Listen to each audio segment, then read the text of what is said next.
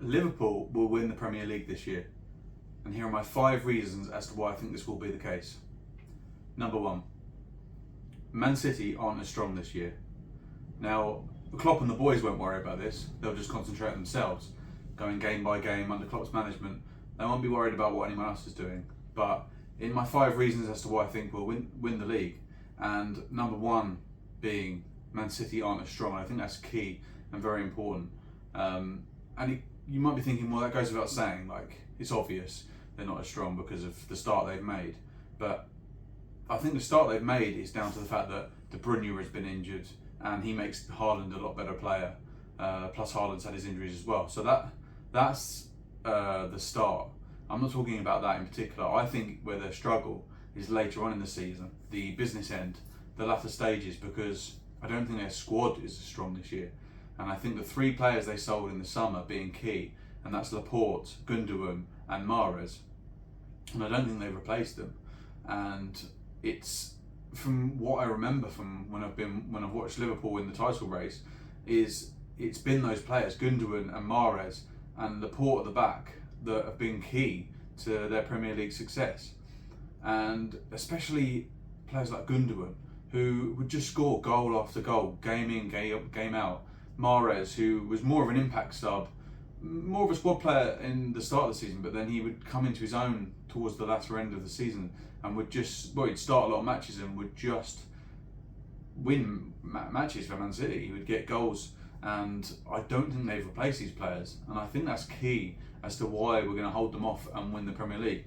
And the fact that we're already ahead of them, because even if we were like 3rd or 4th but in contention, I would be saying the same thing. I think we're going to go on to win, because I don't think Man City are going to accumulate the same amount of points as they have done over the last few seasons.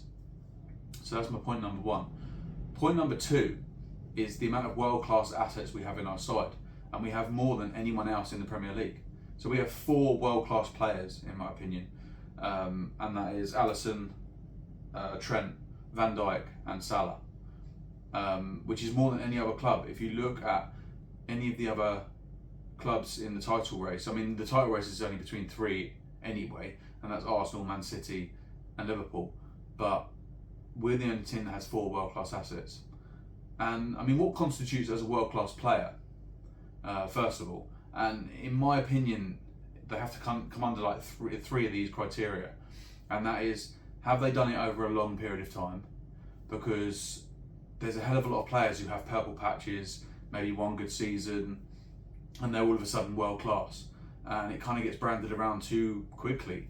Like Rashford, for instance, last season, he's not a world class player. He's a very good player, but he's not that next tier up of world class. So that's my first criteria: it has to be done over a long period of time. Number 2, can they single-handedly win you matches?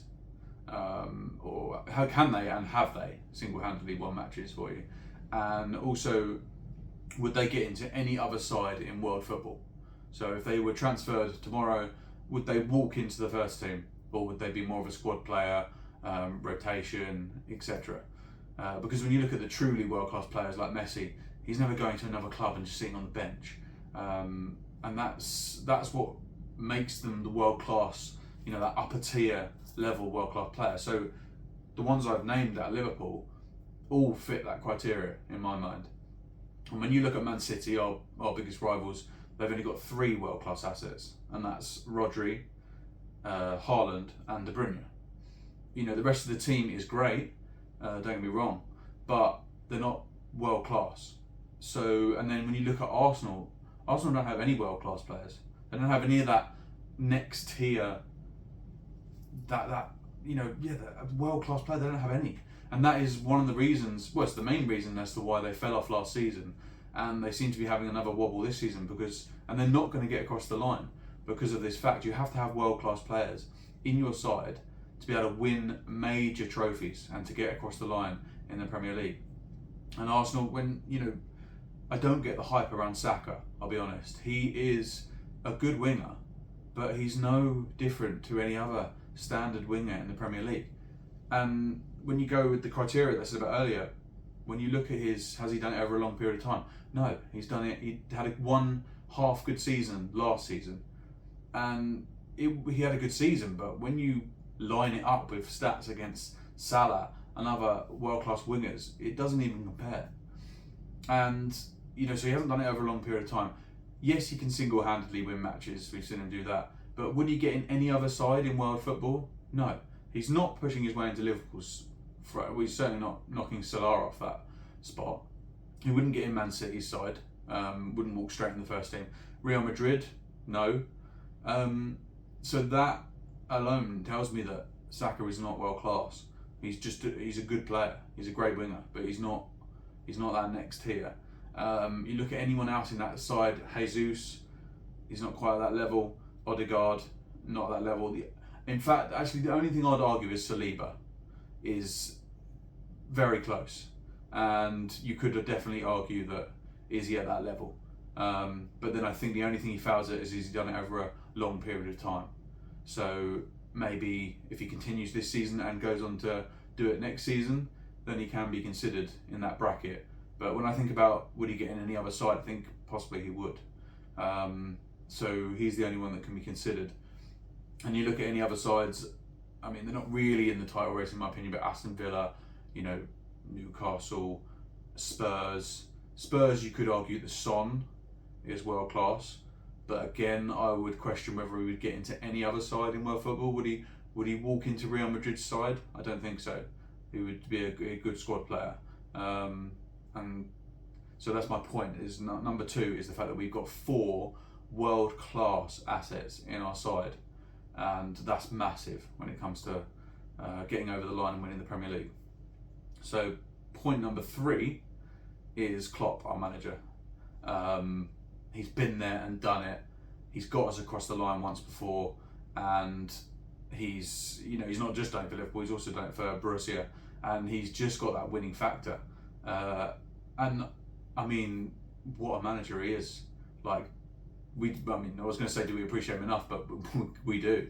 But it's not just though the fact that he wins things, but when I look at the squad that he took over when he came in, the dead wood in the side and the players that were allowed to be on those wages, etc., and how he's turned that squad around, and he has to have the highest success rate of buying players, I think, in world football, if not just single-handedly alone, because Pep Guardiola is a great coach. I don't think anyone would deny that, but it is a bit like trial and error with him. He just has, everywhere he's gone, he's had this huge checkbook where he just buys all these players, and there's a lot that don't work out, but he just shifts them off and buys in another one. And he gets it right a lot, but I don't think he has the same success rate as Klopp. I mean, when you look at how many players Klopp's bought in, I don't even know how many. I would imagine it would be in the region of between 40 and 50 players. And you can count on one hand the ones that have failed. And even the ones that kind of failed and then went off, like Solanke, who he bought in, have gone on to be great Premier League or a good Premier League player. So I just think it's phenomenal the job he does. And I don't know whether it's the fact that he's got an eye for a player along with the recruitment, or that he's just an unbelievable coach and he will just make anyone he brings in better. Or maybe it's a mix of both, I'm not sure. But so Klopp anyway, Klopp being the number 3 as to why we will get across the line and win the Premier League. Number 4, my 4th point, is the fixtures. Now, I think we've played the most difficult fixtures in the first half of the season, the first 19 games. And we're sitting 3 points clear. And the fact that we've played Newcastle, Chelsea, Spurs, Brighton, Man City all away, I think is key as to why we're going to go on and lift the trophy, because that's massive. Not only have we got good results away, but we have dropped a few points because they're tough places to go. Amex, Brighton are going to take a lot of points off a lot of teams. Spurs, because of their attacking play. Newcastle goes without saying, and Man City goes without saying. But we've played them all away. And I'd say the only really difficult fixtures we've got away now are Aston Villa. Who else have we got to play away? Obviously Arsenal coming up away. And probably Everton, you could put them in that bracket, only because they're going to give it loads. But I think that's key as to why we're going to go and accumulate a decent amount of points. You know, I think we've got 42 in the first half of the season. There's no reason why we can't go on to get 46, 47 in the second half. That would take us up to the high 80s, almost 90 points. And I think that's going to be enough.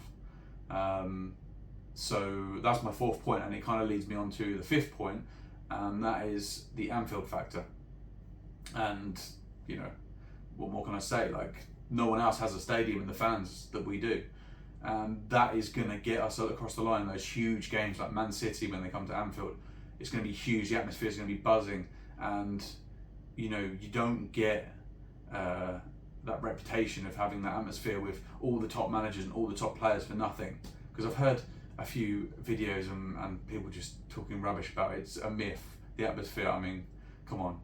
You don't get that reputation out of nowhere. So it's the Anfield factor and the fact that we're going, I mean, when it comes to the last 10 games of the season, the business end, that atmosphere is going to be rocking. I mean, we can already sense the Premier League's coming our way, but so every home game from now on, we're going to just be cheering those boys on and bringing those 3 points to Anfield.